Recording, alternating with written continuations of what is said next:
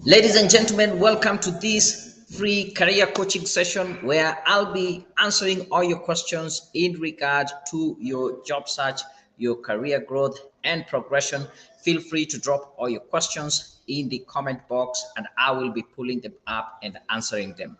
My goal for this session is I will be able to share with you how you can be able to get a job. So I'll be sharing all the tips and tricks that I've learned over the years that will really help you scale up your career and take you to the next level. The other thing I would also want to achieve in this session is share with you, once you have gotten that job, how do you stay competitive? Because it's not just a matter of getting a job, but also staying competitive and setting yourself apart from the rest of everyone. So welcome everybody. I know it is on prop 2. If you're watching in a replay, still stick through to the end. You will see several questions people have posted which will be of value to you. Probably you are having also those kind of questions at the back of your head. So without further ado, feel free to drop that questions in the chat and we proceed. I think just to give you some sense of what we are really dealing with, it is said on average, every time there's a job opening anywhere, it will attract on average, about 250 applications. And depending with the company, which one it is, or the industry, a job application can attract up to 500, 1,000 applications. So you really need to think through how do you set yourself apart from all these kind of people who are applying for the same jobs. Then some further statistic just to give you some context is that out of all these people who are applying for this job, 75% of them are not qualified. As in, we have posted a job for a teacher. Thank you very much. I can see a question from the math tutor. I'll be answering it shortly. Imagine there's a math position as a teacher, but people who think that they can teach mathematics, they will still apply. Someone who has not done anything to do with education, maybe they have done some Bachelor of Commerce or they have done engineering, they feel they can still teach. So they still go ahead and try and ensure that they apply for this job. So you find a bigger majority of these people who apply are not qualified. So that only give us 25% of people, which is about 63. Remember, we started with a figure 350 people applying for the same job. So as I continue, let me just pull this question here from the math tutor. You're asking, thank you, Daniel. I have been following your videos and one day I promise myself that I will be successful. Thank you very much for the comment. It's not a question. I really appreciate. Yes, follow through some of the videos, follow through the advice that I give you, and I can assure you, yes, you will be successful. Feel free to drop in. I can see there's a gentleman there, Benzil, just joining us on Facebook. If you have any question, feel free to drop it in the chat. I'm here to guide you. I'm here to support you. I'm here to give you all that you need. And if you're watching the replay, as I said, stick in through. Another piece of statistic now, we started with 250, only 25% are somehow qualified and only 2 people are invited. 2% of these people are invited for an interview. If you do your maths, that will give you about 5 people. So you can see a big chunk of people applying, 250 people, and only 5 people are invited for an interview. And it shows you how competitive it is. And maybe this will explain the narrative that we have had several people say that, oh, I've been applying for jobs, I've never been invited for an interview. Probably because of this. There are so many applications coming through and only 5 people are being invited. And the other narrative I hear is that, oh, I think these jobs are just posted as a formality. They really don't call people. You can see where this kind of perception is coming through. So I want to say this very bold statement here that sending out a high number of applications does not increase your chances of getting a job. Yeah, as much as I will still advise you to send out as many applications as possible, but the bottom line is sending out those high number of applications does not really help you or increase your chances. What do? Sending out better applications. So it is important for you not only to send good applications, but also to send better applications that will help you stand out from the rest of everyone else. Are we together? Hopefully we are good. I'm looking forward to see some of the comments coming in. Another thing I'll also say that when we are doing our own job application, there's a lot of self-sabotage. And there is something that we really need to work on. It has nothing to do with our qualifications. It has nothing to do with is the opportunity there or not? But one of the things that really self-sabotages us is the limiting thoughts that we have. I have a whole session where we discuss about limiting beliefs. But whenever you have this kind of limiting beliefs at the back of your head, you're actually sabotaging yourself. You're sabotaging your chances of actually getting a job and progressing in your career. Thinking like this won't work. You are applying and still you're thinking it won't work. I can't do this. These jobs are not for real. They don't. They won't like someone like me. Yeah, you already have some issues, maybe with your own personality, self-confidence. Yeah, I can't leave this job. You feel like the job that you already have, you are so blessed to have that job. Is like you can't really get a job outside that place. I won't. I can't work there or that place. Especially when I am coaching people on how to get jobs with NGOs, with the UN, they feel like these are jobs that have been put out there for other people like me. I can't work in the UN. Me, those NGOs are, I'm just here working locally. I want you to get rid of those self-limiting beliefs, because as you have them in your head, you can actually communicate them through your application, and someone else on the other end, as they read through your application, they feel like you are not confident enough. You don't seem to be the person right for this job. So very important for you to get rid of this. When you don't follow the instructions, that is another thing I see people really sabotaging themselves on. But before I get to that, let me pick some questions. I can see they have come in. What happened if someone is not directly qualified match for the job but has experience in the job post? This is a very good question. Yeah, let me put this back here. I would say go ahead and apply for that job. Go ahead and apply for that job. Don't limit yourself. Let me pull this. Yeah, if you are qualified for the job and it is only the fact that it seems like you don't have, this one is not direct match, but you have experience in it. If you truly believe, Oliver, that if given that job, you will be able to do it, irrespective of your qualifications, but you have the experience, you can do that job, go ahead and apply. And then use your cover letter to clearly explain to them how your experience, how whatever you have been doing in the past has prepared you for this position, and how you can actually go ahead and answer or do that job. So I would really encourage you, go ahead, apply for that job as long as you are able to do it. Is that okay, Oliver? Hopefully that is of help. The others, drop in your questions in the chat. I'll pick them up and answer. Warimo Moneki, my career is being a career. I have a degree in BCom Finance, but currently I'm working as a reception. I want to get back to my career path. Is it possible? The answer is 100% possible. However, you will need guidance on how you can be able to communicate that to the employer in terms of when you are applying for these jobs of accounting and finance. Now, it's not a bad thing that you're doing reception. You are still gaining what we call experience, and in each and every position, there's always transferable skills. So, as a receptionist, yes, you have learned how to deal with people, how to answer to people's queries and respond appropriately. You have learned some people skills. You have learned some soft skills that are needed in the workplace, irrespective of which sector you're in. Then you can then lead with your qualification. I have a BCom in finance. I am more efficient.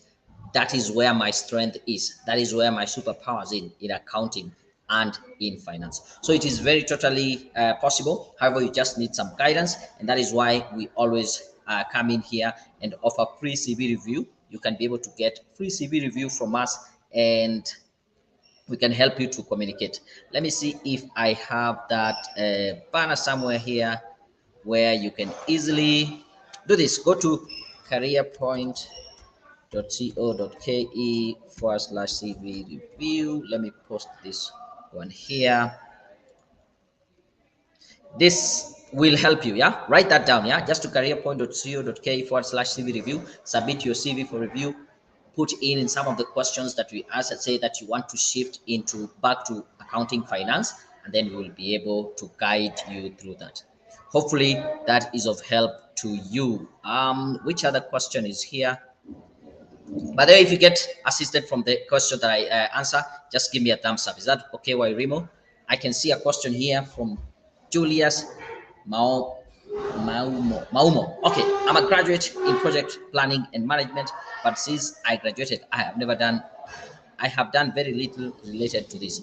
How do I get about without any experience? Okay, I think that also applies to you, Julius. Your qualification or your education is totally different from what you're doing. You don't have experience in that. You can still be able to get a job in project planning and management. The key thing is to understand how do you communicate your value to the employer, and that is why I have put that link. Submit, send me your CV. I can be able to guide you through. Are we okay? Good, good, good. Here's another question from Wanjiru Jokona. Can someone get a job with ATD3 or you need to finish CPA? I'm not sure what is ATD3, but if there's anything to do with accounting, I still think yes. Now, you shouldn't really let, okay, sorry about that. You shouldn't really let any kind of qualification be the hindrance for you actually going ahead and getting a job. Yeah, this is what I mean. Someone has done their certificate and they feel getting a certificate does not really help me get a job. I need to get a diploma. Yeah, someone goes ahead, they do a diploma. You find people say, hey, people nowadays don't get jobs with diploma, you need to get a degree. Then from there, people don't get jobs with degrees, you need to get a master's. That is a very bad vicious cycle, and you will never really get to the end because your goal is constantly shifting, it's constantly moving to the other side. So my advice is use what you have. They are entry level jobs. They are jobs that will allow you to get in at that point as you continue working with your CPAs. Yeah, is that okay? Again, I'll guide you. Send us your CV. We have free CV review and career coaching, so you will really get a lot from the career coaching call that will discuss with you what really you want to achieve in your career. The math tutor, you're back again. I am a third year. I'm a student third year taking mathematics and chemistry. Can I will, as a youth, mostly in education sector, get part-time jobs? Yes, you can still get part-time jobs. There are a lot of them online. Just search what is relevant to you. I would advise you check websites like freelancer.com, there's fiverr.com, there's Upwork, but they usually have a long process of verification and going through. But yes, you can still be able to get this kind of job. You continue with your question, and if yes, what kind job? Because many of them require qualification, which we currently don't have. By the way, all these part-time jobs or the online jobs I'm talking about, it's not a matter of qualification. It's a matter of you being able to do a specific job. Do you have any skill that you can be able to say, this is the skill I have and I can be able to complete this specific job? That is what is going to be the most important thing. Yes, I want all notifications. Thank you very much. Sign up on Facebook. Just subscribe to our channel. By the way, the best place to get all this would be to subscribe to my YouTube channel. So go to YouTube, just search Daniel Mutuku, and you will get a lot of content there. I wish I can be able to open this. Yeah. Okay. Let me see if I can get to. Yeah. Not. Yeah. I think this channel will help you. Subs what am I doing? Anyway, as that comes up, let me get another question. Wonderful. Escape for employment. Thank you very much. I really appreciate it. It is a diploma part of CPA. Yes, then you can be able to get a job. Don't worry about the CPS. The CPS can still come around. Here's a long one. Myself, a bachelor's degree holder, and I have some 7 years working experience in NGOs with UNICEF, Ministry of Forest and Environmental in India. Okay, so your question is work as a client. I want to get back to the social work. Yes, it is possible for you. It's just a matter of how do you do the right application. A question: how can salary package be negotiated in an interview? Oh, that's a very good question. When we are dealing with salary negotiations, actually, let me do this. I want to share with you this big resource that will make your life easy from here on. So if you go to, hopefully I'm able to get this. Okay, give me a minute. I pull this up for you. Yeah, there we go. So if you go to my channel, just go to YouTube and search Daniel Mutuku. Yeah, Daniel Mutuku. There's a whole series here on interview questions and how to answer them. And one of the interesting is this one for salary, how to negotiate your salary, and what some of the tips that you can be able to use. But Sam, just to answer you, how do you negotiate at an interview? Number one, there's some 10 guidelines that you need to follow. Make sure you're not the first one to bring the idea of questions or salary in your interview. Then you need to be very clear how much do you want to be paid. Then once you state it, you can be able to justify it. I'll be comfortable being paid 150,000. Then you justify it based on your experience, based on your qualification, and then open up the question for negotiation by saying something like, I would also want to know from your end what was the budget for this position, or what do people in such a position earn, because I'm willing to negotiate. Hopefully that gives you the guideline, but that video is much more detailed. So just go to YouTube, search Daniel Mutuku. When you scroll down on the homepage, you'll see interview question and answers. That one is right there. Yeah. Sam Omolo, if you give me some thumbs up. Thank you, Mark Tutor, for the thumbs up. Okay, I have two more questions because time is really going. I just started this impromptu, but it's okay. Let me answer. I can see a question. Brenda, I'm a graduate who has been working from 2015 to 2021. I resigned and left the country to pursue my MA. I am expected to defend my thesis in January 2023, but having my final exam in DEC this year, is it right to start applying for jobs now, or is it too early? Being on scholarship, I am supposed to leave the country only when I'm through with the final exam or the thesis. I don't think it is too early for you to start doing your application. Start as early as now. That is what I would say, because it's not like you will do your application today and you'll get the job offer tomorrow, or you'll be invited for an interview tomorrow. Companies also have a lot, some have longer application schedule or process. So the deadline might be end of this month, but they will invite people for interviews next month, and then they will confirm you, and you might start in January. So it's not too early. Start doing the applications. But of course, if you're invited for an interview or you are given a job offer, you can communicate your current status and what you are able to do. Can you do the interview online? Can you when are you able to start, because you're doing your course and all that. Hopefully that is of help. Yes, I can see Vivian. Can I get a job with it is level 2? Yes, you can. As I think I've already answered the issue of thinking like I need that, I need that, I need that. That is not always true. Okay, thank you. I can see someone there saying hello. Anyway, thank you very much. I really appreciate you coming in and joining me in this impromptu career coaching session. I intend to be having more and more of this kind of session. And what I want you to do today in the evening at 8 p.m., that is East African time. I know most people are following us from different parts of the world. Please join us in a detailed Q&A session. This was just to give you a test. Go to YouTube, as I told you. If you just go to YouTube and search Daniel Mutuku, you'll be able to see this. It is upcoming. Click onto the bell so that you can be able to join this live Q&A session later on today at 8 p.m.